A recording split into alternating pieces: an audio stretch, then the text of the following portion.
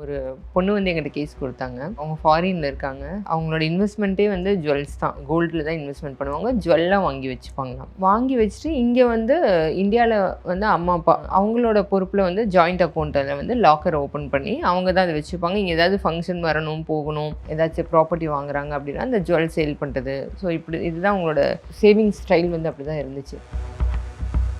எனக்கு சேல் பண்ணுறதுக்கு தான் வேணும், அதை எடுத்துருவாங்க அப்படிங்கும்போது, இல்லை அது லாக்கர்லேயே இல்லை அப்படிங்கிற மாதிரி சொல்லியிருக்காரு. அவங்களுக்கு ஒரே ஷாக் ஆயிடுச்சு. கொஞ்சம் அம்மாவை கொஞ்சம் மானிட்டர் பண்ணுங்கன்னு சொல்லி தான் கேஸ் கொடுத்தாங்க. ஸோ அவங்க அம்மா தான் நாங்கள் பார்க்க ஆரம்பித்தோம். எங்களுக்கு அந்த மாதிரி ஒரு சின்ன டவுட் கூட வரல. அவங்க அம்மா இல்லைங்கும் போது அடுத்தது இருக்கிறது அவங்க அப்பா தான். அவரை பார்க்க போகும்போதே எங்களுக்கு பயங்கர ஷாக்காக இருந்துச்சு. ஒரு 22 இயர்ஸ் அந்த பொண்ணோட அடிக்கடி இவங்களோட கெஸ்ட் ஹவுஸ் ஒன்று இருக்குது. 2 டேஸ்லாம் வந்து அங்கே இருந்தாங்க. சுகர் டேடி மாதிரி அந்த பொண்ணு வந்து அவரை யூஸ் பண்ணிட்டு இருந்துச்சு. பெண்களுக்கு ஏற்படும் கர்ப்பப்பை பிரச்சனைகள், ஆண்களுக்கு ஏற்படும் விந்தணு குறைபாடுகளை சரி செய்து இயற்கையான முறையில் கருத்தரிக்க ethnic health care natural fertility center. பேசாம ரவுடி ஆயிட்டுமால.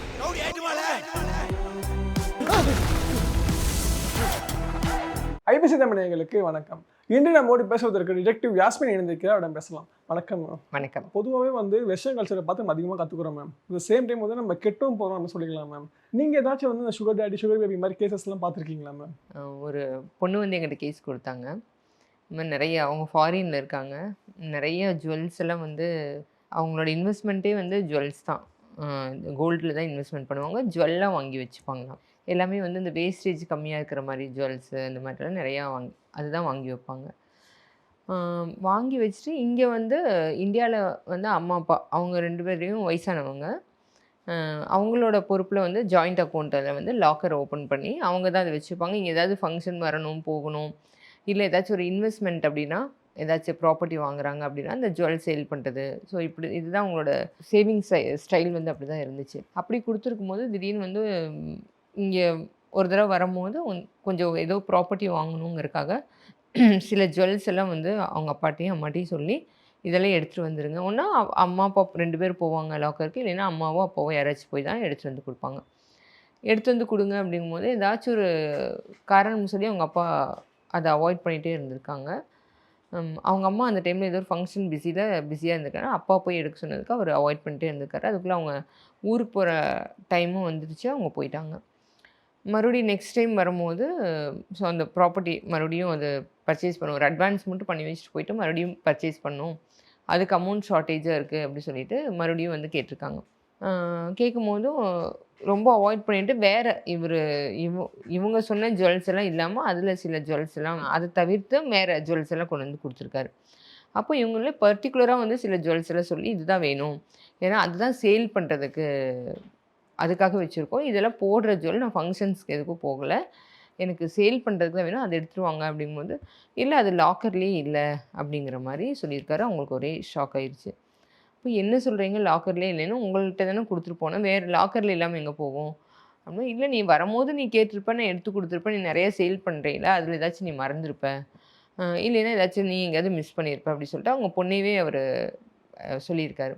அப்போ இல்லவே இல்லை, எனக்கு இந்த ஜுவல்லாம் எடுத்த மாதிரியே கன்ஃபார்மாக இல்லை, எடுக்கவே இல்லை, நீங்கள் லாக்கரில் நல்லா பாருங்கன்னு சொல்லிட்டு அதுக்கப்புறம் அவங்க அம்மாவையும் அனுப்பிவிட்டு, ஏன்னா அவங்க 2 பேரோட இதில் தானே இருக்குது, அவங்க அம்மாவையும் அனுப்பிவிட்டு அவங்கள செக் பண்ண சொல்லியிருக்காங்க. அவங்க அம்மாவுமே வந்து பார்த்துட்டு இல்லை அதுலாம் எதுவும் நீ கேட்ட ஜுவல்ஸ் எதுவும் இல்லை, சரி இருக்கிற எல்லா ஜுவல்ஸுமே எடுத்துகிட்டு வந்துடுங்க, என்னென்ன இருக்குது என்னென்ன இல்லைன்னு சொல்லிட்டு நான் பார்க்கணும் அப்படி சொல்லிட்டு எல்லா ஜுவல்ஸும் எடுத்துகிட்டு வர சொல்லியிருக்காங்க. இந்த பொண்ணே கூட போய் அவங்க அப்பா அம்மாவை கூட்டிகிட்டு போய் எல்லா ஜுவல்ஸும் எடுத்துகிட்டு வந்திருக்காங்க. அதில் பயங்கர ஷாக். ஒரு 20-30 பவுன் பக்கம் நகை இல்லை, அதில் இல்லை. இவங்க வந்து அந்த என்னென்ன மிஸ் ஆச்சோ அந்த ஜுவல்ஸ் எல்லாமே ஒவ்வொரு ஜுவல்ஸ் வாங்கும்போது அவங்க வந்து அது ஃபோட்டோ எடுத்து வச்சுக்கிற ஃபைல் பண்ணி வச்சுக்கிற பழக்கம் இருக்குது அந்த பொண்ணுக்கு. அப்போ இந்த ஜுவல்லெல்லாம் இல்லை அப்படி சொல்லிட்டு கேட்டிருக்காங்க. அவங்க அப்பா இருந்துட்டு எனக்கு இதை பற்றி ஒன்றுமே தெரியாது, உங்கள் அம்மா ஏதாச்சும் எடுத்திருப்பா, ஃபங்க்ஷனுக்கு போகும்போது ஏதாவது எடுத்துகிட்டு அவள் ஏதாச்சும் மிஸ் பண்ணியிருப்பா, எனக்கு இதை பற்றி ஒன்றுமே தெரியாது அப்படி சொல்லிட்டு அவங்க அப்பா சொல்லிட்டாரு. அப்போ இந்த பொண்ணு என்கிட்ட கேஸ் கொடுத்தது இதுதான் நடந்த விஷயம். இதில் வந்து அம்மா வந்து ரொம்ப ஏமாளி. நிறைய பேர் யார் கேட்டாலும் ரொம்ப இறக்கப்படுவாங்க. நாங்கள் இங்கே இந்தியாவில் இருக்கிற டைம்லேயே பார்த்திங்கன்னா அவங்களோட பிரதர்ஸ் அந்த மாதிரிலாம் ஏதாச்சும் வந்து கஷ்டம்னு சொல்லி கேட்டாங்கன்னா எங்களுக்கு தெரியாமல் ஜுவல் கொடுத்து அடமானம் வைக்கிறது, அடமானம் வச்சு அந்த மாதிரி நிறைய ஜுவல்ஸ் இல்லாமல் கூடி போயிருக்கு, அடமானமெல்லாம் கொடுப்பாங்க. அப்படி ஏதாவது குடுத்துருப்பாங்களான்னு டவுட்டா இருக்குங்க மேடம். ஏன்னா அப்பா ரொம்ப கரெக்ட்டா இருக்கிற ஆளு.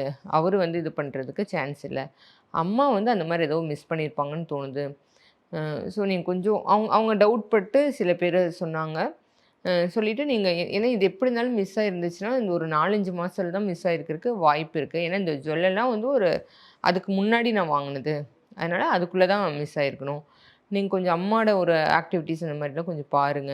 ஏன்னா இப்ப இந்த இந்த இந்த இஷ்யூ நான் கிரியேட் பண்ணியிருக்கனால, கண்டிப்பா அம்மா வந்து அவங்க அது சம்மந்தமா அவங்க பிரதர் போய் பார்க்கலாம். சப்போஸ் அடமானம் வைக்க குடுத்துருக்காங்க, இல்ல ஏதாச்சும் ஹெல்ப் பண்ணியிருக்காங்கன்னா, யார்கிட்ட குடுத்தாங்களோ அவங்கள்ட்ட போய் பார்க்கறக்கு சான்ஸ் இருக்கு.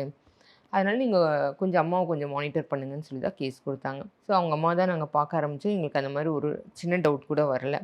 இல்ல கண்டிப்பா அம்மா வந்து இந்த தப்பு பண்ணல. நாங்க பார்த்த வரைக்கும் அப்படி எந்த ஒரு இதுவும் இல்ல அப்படின்னு.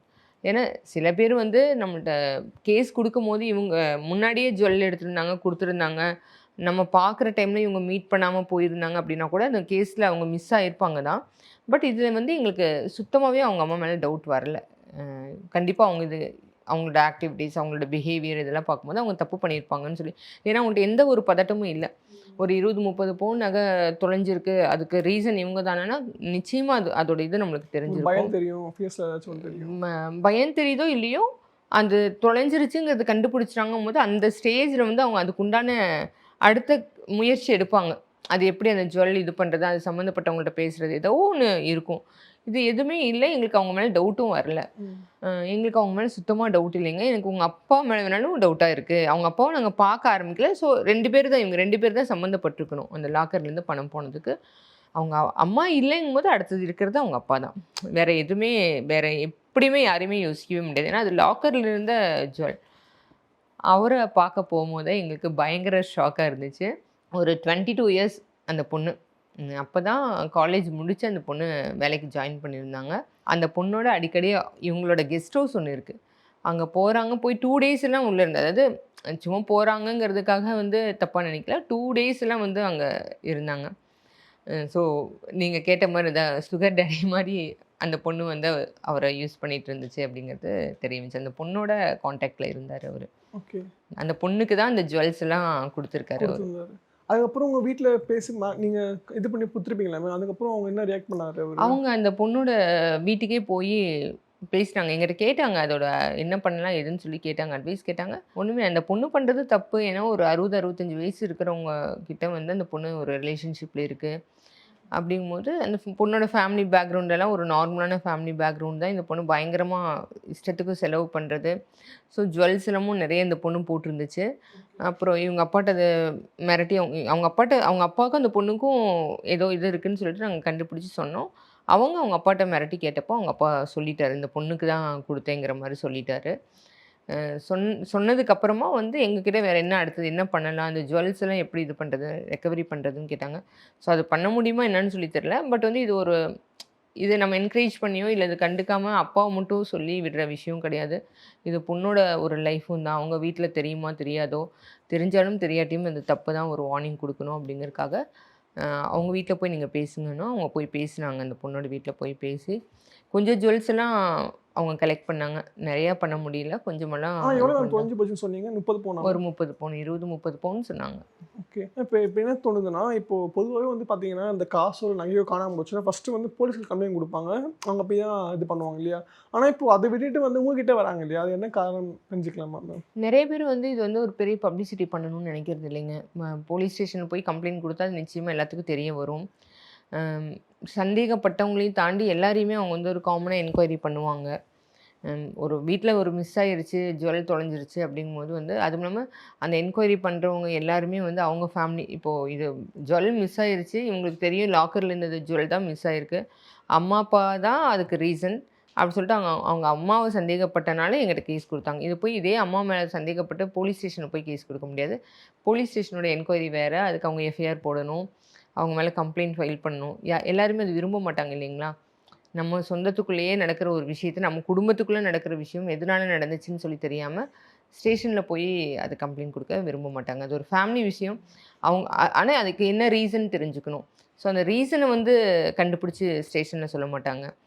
இவங்க எடுத்தாங்கங்கிறது வேணாலும் கன்ஃபார்ம் பண்ணி சொல்ல முடியுமே தவிர, இதனால தான் எடுத்தாங்க அப்படிங்கிறது ரீசன் வந்து எங்கனால தானே கண்டுபிடிக்க முடியும். ஓகே. அதான். இது எத்தனை நாள் ஆச்சு உங்களுக்கு கண்டுபிடிக்கிறதுக்கு?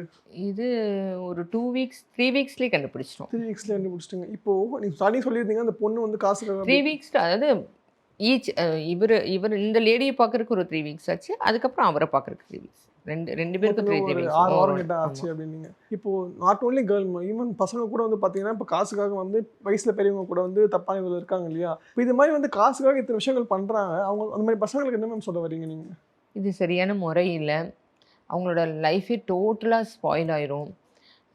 ஏன்னா இப்போ இது வந்து அவங்க அந்த பொண்ணு திருடினதுக்கு சமம் இல்லையா? ஒரு வயசானவங்களை ஏமாற்றி, அதுவும் அவர் சம்பாரிச்ச பொருள் கிடையாது, அவங்க பொண்ணோட பொருள். அதை அவர் திருடி கொண்டு வந்து அந்த கொடுக்குறாரு. பொண்ணு மட்டும் தப்பு சொல்ல முடியாது மேம். அவர் மேலே தப்பு இருக்கு. அவர் மேலேயும் தப்பு இருக்கு. நீங்க பொண்ணுக்கு என்ன, நீங்க அந்த மாதிரி இருக்கிறவங்களுக்கு okay, என்னன்னு okay. சொல்லி கேட்டனால. ஆ ஆ ஸோ அவங்க பணத்தை சம்பாதிக்கிறதுக்கும் அதுக்கு ஒரு வழியா இதை யூஸ் பண்ணிக்கிறாங்க இல்லைங்களா? ஒரு வயசானவர், அவரோட வீக்னஸ். ஸோ அவரோட வீக்னஸ் அப்படிங்கிறதுமே பார்த்தீங்கன்னா, நிறைய நாங்கள் இந்த மாதிரி கேஸ் பார்க்கும்போது இந்த மாதிரி சுகர் டேடி எல்லாம் இருக்காங்க இல்லைங்களா? அதில் பார்த்தீங்கன்னா அவங்கக்கிட்ட வந்து ஒரு வேற மாதிரி ரிலேஷன்ஷிப் வந்து ரொம்ப இருக்காது. அவங்களுக்கு வந்து ஒரு சின்ன பொண்ணு நம்மக்கிட்ட பழகுது அப்படிங்கிறதே வந்து அவங்களுக்கு ஒரு பெரிய ஒரு இது மாதிரி. சின்ன பொண்ணு நம்மக்கிட்ட வழிஞ்சு பழகுது அப்படின்னு சொல்லிட்டு என்ன கேட்டாலும் என்ன இது பண்ணாலும் அவங்க அதை பண்ணிடுறாங்க, ஏமாந்து பண்ணிடுறாங்க. ஸோ அந்த வீக்னஸ் வந்து இந்த மாதிரி சின்ன பொண்ணுங்க இவங்கள வந்து யூஸ் பண்ணிக்கிறாங்க. அவங்க படம் எடுக்கிறாங்க இல்லையா? அவங்களுக்கு என்ன சொல்ல வரீங்க? அது மாதிரி எப்படி அவங்க இந்த பார்க்குறீங்க? சொசைட்டிக்கு இப்படியெல்லாம் நடக்குது அப்படிங்கிறத சொல்ல வராங்க. ஸோ அதை என்கரேஜ் பண்ணுறத பார்க்குறவங்க வந்து அது என்கரேஜ் பண்ணுற மாதிரி நினச்சிக்க கூடாது. இப்படிலாம் நடக்குது, நம்ம இப்படிலாம் ஜாக்கிரதையாக இருக்கணும். இந்த மாதிரி ஒரு ரிலேஷன்ஷிப் நம்ம லைஃப்குள்ளே வரும்போது நம்ம அவங்ககிட்ட இப்படி ஒரு அவேர்னஸோடு இருக்கணும், ஒரு அவேராக இருக்கணுங்கிற மாதிரி தான் அது ஒரு அவேர்னஸாக எடுத்துக்கணுமே தவிர, இப்படியெல்லாம் நடக்குது, நம்ம இந்த மாதிரி பொண்ணுங்கள்கிட்ட போய் பழகினா அந்த பொண்ணுங்க பணத்துக்காக நம்மக்கிட்ட பழகுவாங்க அப்படி எடுத்துக்கூடாது. ஸோ அப்படி எடுத்து பழகிறவங்க ஏமாந்து தான் போவாங்க. சொசைட்டியில் அவங்க நேமும் கெட்டு போயிடும், அவங்களோட மணியும் போயிடும். அது ஒரு விதமான ஒரு இதுக்கு கொண்டு போகும். ஸோ அதனால வந்து அதையெல்லாம் ஒரு அவேர்னஸாக எடுத்துக்கணும். இந்த மாதிரி படம் எடுக்கிறது நம்ம ஒரு அவேர்னஸை தான் எடுத்துக்கணும். ஸோ நான் ஒரு விஷயத்தை பார்க்குறேன், ஒரு கெட்ட விஷயத்தை பார்க்குறேன் அப்படிங்கும்போது இந்த மாதிரி நம்ம இருக்கக்கூடாது, நம்ம இப்படி இருக்கணும் அப்படிங்கிற மாதிரி அதை நம்ம பாசிட்டிவாக இருக்கிற விஷயத்த மட்டும் தான் எடுத்துப்பேன். நெகட்டிவாக இருக்கிற விஷயங்கிறது ஒவ்வொருத்தருக்கு ஒருத்தர் மாறலாம். ஒருத்தருக்கு எனக்கு பாசிட்டிவாக தெரியுது, இன்னொருத்தவங்களுக்கு நெகட்டிவாக தெரியலாம். ஒருத்தருக்கு நெகட்டிவாக இருக்கிறது எனக்கு பாசிட்டிவ், அந்த மாதிரிலாம் இருக்கும், மாறும் தான். பட் ஒரு ஜென்ரலாக ஒரு தியரி இருக்குது இல்லைங்களா? லைஃப் ஒரு மனுஷங்க எப்படி இருக்கணும், ஒரு பொண்ணுங்கன்னா நான் சொல்கிறது வந்து கேரக்டர்.